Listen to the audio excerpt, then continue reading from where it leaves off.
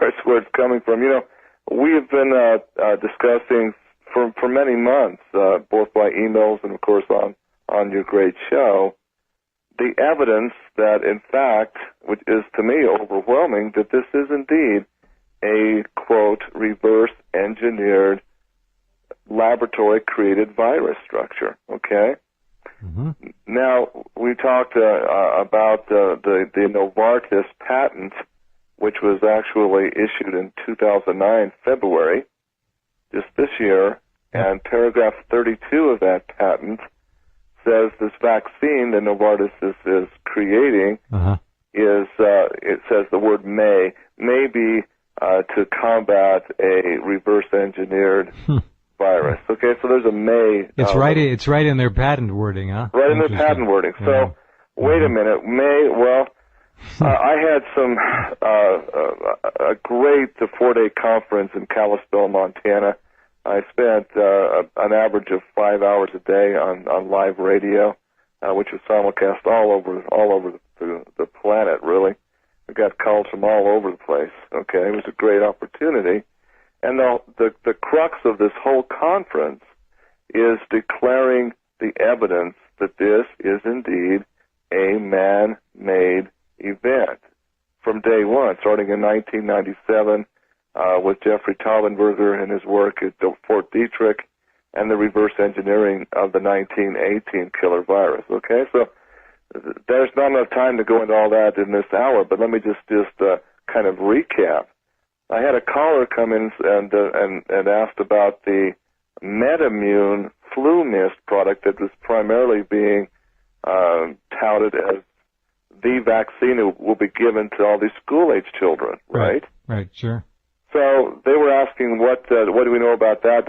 What's the live virus structure of this? Can you find out anything about it? Well, wait a minute. I thought, well, if Novartis patented their IV injection, right, their intramuscular vaccine, surely MedImmune might do the same thing. So on a hunch, I went in and searched the U.S. Patent Office's database for anything with MedImmune, and I got to tell you what I came up with will just blow your mind. Okay, we'll do that in just a minute. Hang on. Note just in now, over 2,000 students at Washington State University already stricken with swine flu during the first 2 weeks of classes. Talk about creating amazing petri dishes for this stuff to just explode. Absolutely. The school settings are perfect. Couldn't be any better. And then they get to take it home to the parents, and that's how it runs. Be right back with Dr. A. True Ott, Ph.D., N.D., in just a couple minutes.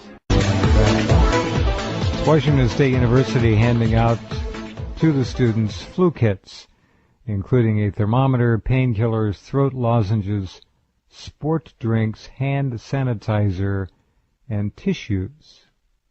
Most students have the illness for 3 to 5 days, says the university, calling it discomfort. So far, not unexpected. So far, so good in terms of mortality. Although, when you do read the data from the nation's schools as a whole, there are a lot of young people who are dying unnecessarily. So we'll see where this goes. Go ahead, True, please.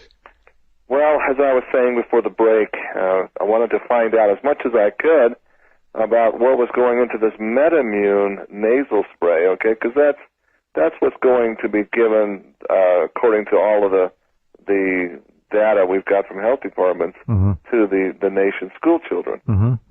So I came across a patent under MedImmune that I did a double take. I says, can this be real?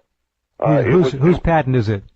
This was applied for and issued to MedImmune Company, which is right down the street from Fort Detrick in Rockville, Maryland, right?